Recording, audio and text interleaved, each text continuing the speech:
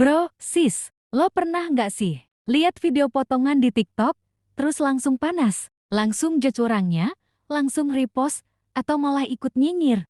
Padahal ya, belum tentu itu konteks aslinya. Bisa aja tuh video udah dipotong, dipelintir, dibumbui sama caption yang provokatif. Nah, disinilah pentingnya critical thinking alias kemampuan buat mikir secara jernih, logis, dan gak gampang dibego-begoin sama informasi yang berseliweran. Hari ini kita bahas gimana caranya ngembangin critical thinking, biar lo bisa jadi pribadi yang gak cuma reaktif, tapi juga reflektif. Let's go! Apa itu critical thinking? Durasi, pukul 1 jam 2 lewat 30 menit. Narator menjelaskan. Oke, kita mulai dari dasarnya dulu. Critical thinking itu bukan cuma soal mikir keras, tapi mikir cerdas. Artinya lo bisa ngeliat masalah dari banyak sudut pandang. Nanya, bener nggak sih ini sebelum percaya? Ngecek fakta sebelum nyebarin info. Dan berani beda pendapat, tapi tetap dengan argumen yang logis. Intinya, lo nggak cuma telan mentah-mentah semua info. Lo olah, lo cerna, lo uji. Sama kayak makanan, kalau lo asal makan, bisa-bisa keracunan. Sama juga dengan informasi. Kenapa kita butuh critical thinking?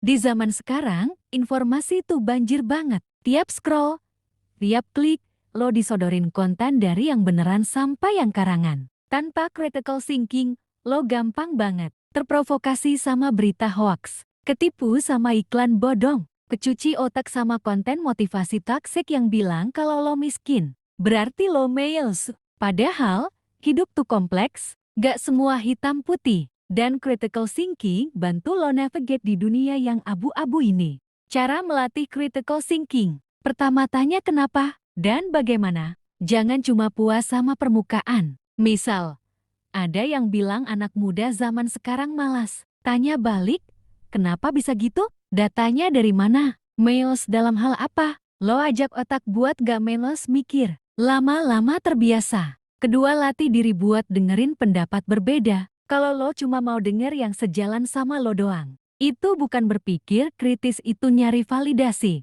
Coba buka diskusi dengan orang yang punya pandangan beda. Dengerin dulu, bukan buat nyerang, tapi buat belajar. Ketiga, jangan terlalu cepat ambil kesimpulan. Kalau ada gosip temen, berita viral, atau hal yang bikin emosi, pause dulu. Cek fakta, cek sumber. Kadang, yang paling ramah belum tentu yang paling benar. Keempat, belajar logika dasar. Nggak perlu kayak anak debat, tapi ngerti dasar logika itu penting. Contoh, kalau A B dan B C, maka A C. Kalau ada satu orang jahat dari kelompok X, bukan berarti semua orang dari kelompok ke-10 jahat. Simple kan? Tapi sering banget dilanggar, apalagi pas debat online. Kelima, jurnal reflektif, tulis pemikiran. Biasain nulis, hari ini gue percaya ini. Kenapa? Nulis itu kayak ngaca buat otak. Lo bisa lihat cara lo mikir. Logikanya bolong gak? Ada bias gak?